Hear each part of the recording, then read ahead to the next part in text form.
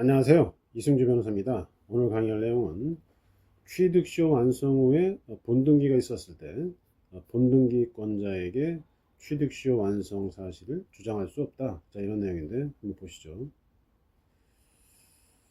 자, 엑스토지를 다시 보시면 엑스토지를 갑이 소유하고 있어요. 그런데 인접한 그 Y토지가 있고 이 Y토지는 을이 소유하고 있습니다. 이 X토지, Y토지 모두 농지라고 가정을 할 때 갑이 엑스토지를 이렇게 매입을 언제 했냐면 91년 1월 15일에 합니다.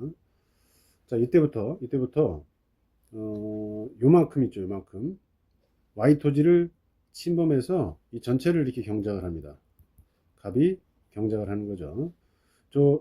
이 Y토지 일부인 20제곱미터에 대해서 갑이 소유라고 착각을 한 겁니다. 자, 이런 경우에 지금 X토지를 보시면 300제곱미터인데 300평방미터인데 여기 지금 20평방미터죠. 20제곱미터.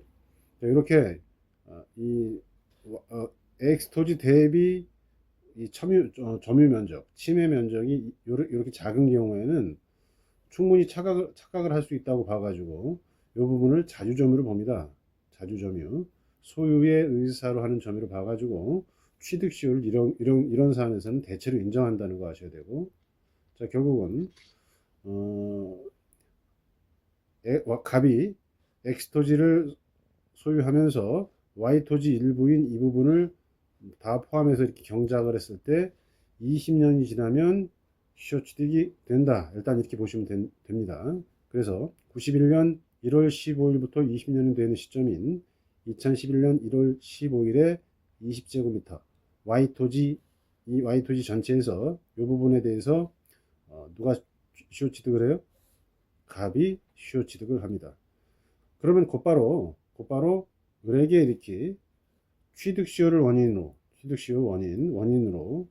소유권 이전 등기 청구권을 소송으로 행사하면 이길 가능성이 높은 거죠. 자, 그런데 곧바로 하시는 경우는 드물어요. 그래서 이 사안에서는 병에게 이렇게 을이 Y 토지를 매매를 합니다. 이때 이제 을이 갑이 내 토지 일부를 이렇게 침범해서 점유했다라는 사실을 모르고 매매를 했다는 걸 전제합니다. 이런 경우에는 을에게 어떤 책임이 있다고 볼 수는 없습니다. 알고 이렇게 매매를 했다 그러면은 뭐 불법행위 책임을 당할 수도 있어요. 갑이 취득시효 했는데 알고 넘겼기 때문에 20제곱미터에 대해서 손해배상 청구가 들어갈 수도 있는데 대체로 모르고 하시죠. 그러면은 을에 대한 어떤 책임을 묻긴 어렵습니다. 자, 그런데 자, 이렇게 을로부터 Y토지를 매매한 병이 측량을 했더니 뭐예요? 20제곱미터가 침범한 상태였어요. 이 부분이. 요게 내 땅이에요. 그러니까 병이 어때요? 이렇게 갑에게 소송을 하죠. 20제곱미터 Y토지 20제곱미터를 인도하라, 이런 소송을 합니다.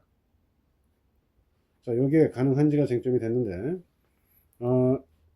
병이 매수를 하면서 본등기를 곧바로 못하고 이렇게 가등기를 합니다. 가등기. 자, 그런데 갑이 엑스토지를 점유한 시점의 91년 1월 15일이고 이때로부터 20년은 2011년 15일인데 가등기 한 시점은 어때요?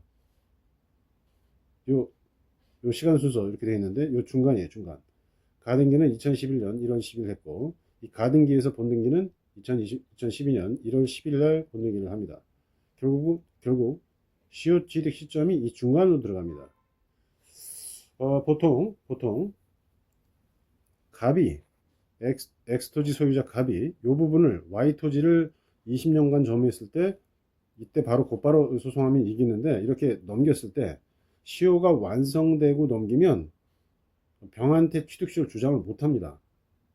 다시 병으로부터 20년, 병이 소유권 취득하는 날로부터 20년이 되면 그제서야 갑이 이렇게 소송을 할 수 있는 거지, 병이 소유권을 취득하고 1년 됐을 때는 갑이 이 부분 시효 취득했어 라고 주장을 할 수가 없는 거예요. 갑은 을한테만 할 수 있습니다. 자, 이런 관점에서 딱 보시면은 요 날짜 있죠? 취득 시효 날짜가 요 가운데 지점으로 들어갔는데, 그렇다면 과연 병이 요 부분에 대해서 갑에게 인도 청구를 할 수 있는지, 이게 쟁점이 된 거죠. 가등기 시점을 기준으로 해야 되는지 본등기 시점을 기준으로 해야 되는지. 물권 변동은 본등기에 발생합니다. 본등기 시점에. 자, 그런데 가등기는 순위 보존 효력만 있다고 해요. 순위 보존.